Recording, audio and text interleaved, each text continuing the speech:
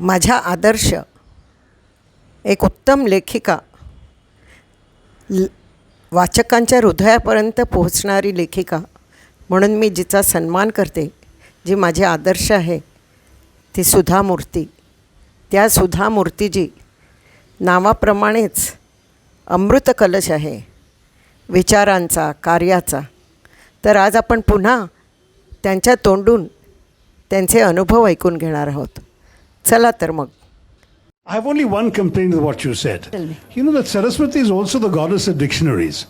What have you got against dictionaries? No, when I write, actually I realized one thing.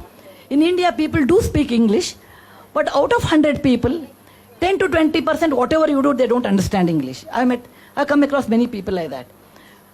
About 10-20% people are extremely good in English with their vocabulary, like you, Ram Guha, and many more people, who are very, very good. It requires, if I have to read yours, I require a dictionary because it's so good, beautiful sentences, such a good words. Then I said, okay, Shashi has done fantastic, but that is his strength. But 50-60% of the people in India, they are like us. We speak, colloquial language. We understand English. We will be able to read, I am fine translating English into Kannada, Kannada to English. I am fine, you are fine here, everything is okay. Okay, that kind of think in Kannada, write in English. Most of us are like that. That's the reason I realized, I used to think people, when I write my book, people buy it because of Narayan Murthy's wife. Or is it they buy because, let's see what she has written? No, people buy because they can relate to me. Their English is like my English. But I have experience. So that's what made me, I should write in such a way that they should feel comfortable without dictionary. Because when they are reading, cooking, they are reading next to that. They can't go and bring the dictionary. So let them read, continue.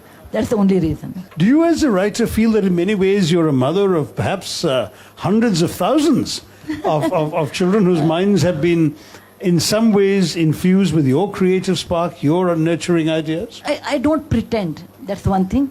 And normally I don't lie. Because I don't have a great memory power to remember what I lied last time, okay? Best is tell truth and truth is alone. It is all alone, but it is powerful. So I always do that. In year 2001, India's parliament was attacked by terrorists. 13 people died. That time Rohan was in Cornell. And it was his birthday, so I sent him happy birthday, like any other mother will send. May God bless you, all those things. He wrote a reply, which he may not remember. He wrote a single reply. Every mother works for her child. And my mother works for other children so that we can all live in a democratic India. And that was actually shocking to me to understand that helping other children, my son told me that I work for other children. Until that I was not even aware. So I consider it my duty to help those people who are below the poverty line without any thinking of any award, reward, recognition. No, because I have enough. Even though it is not there, it is ultimately the people actually. I feel that is very important to me, help. Whether they should remember me or not, I don't worry. Whether I really change or not, I do not know, but I make an effort. But I know one thing, one of my article, how I taught my grandmother, was a part of the CBSE syllabus. And people who have read, all these kids, whenever I meet in any airport, they say, oh, I have read that one. And it was very nice. That time I feel nice and I feel pen is mightier than sword. 100 lectures you can give, but a good act is much more powerful than any other lecture. Did you feel that you were writing because you wanted to write, or did you feel that you were writing because you wanted to impart something, that you wanted to teach something, or you wanted to say something that you felt morally urgent that others should hear? Actually, initially, when I go on a tour, I will encounter all these experiences, episodes, come back and tell at home. One is I'm a talkative person and extrovert, and my husband is an introvert, he won't listen. Or he will only listen, he won't talk. And that's the reason opposite poles attract each other. And whom I should tell my stories? I tell my sister, Sunanda, where are you? Raise your hand, please. Sunanda is my sister, older sister, she's a doctor. And I will invariably, poor one, she has to listen to all my stories. When I come back, it happened A to B to B to C, it will go on. One day she told me, you only tell all these stories. And why can't you make it, write it in a way so that there may be many people like me, they can understand. And I was also a computer science teacher in a college. I taught many years. My student Madhvi, there, raise your hand, Madhvi. Haan. Madhvi beta, she was my student. All my students, I taught computer science fairly well. And after they were my students, 25 years back, they were my students. So I asked Madhvi, 30 years. 29 years, they know. We used to miss the class, so they know. Okay?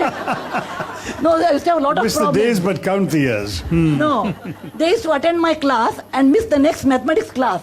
So that mathematics teacher used to get upset with me that you purposely do your computer science students not to attend mathematics class and all. Such problems we used to have a lot actually.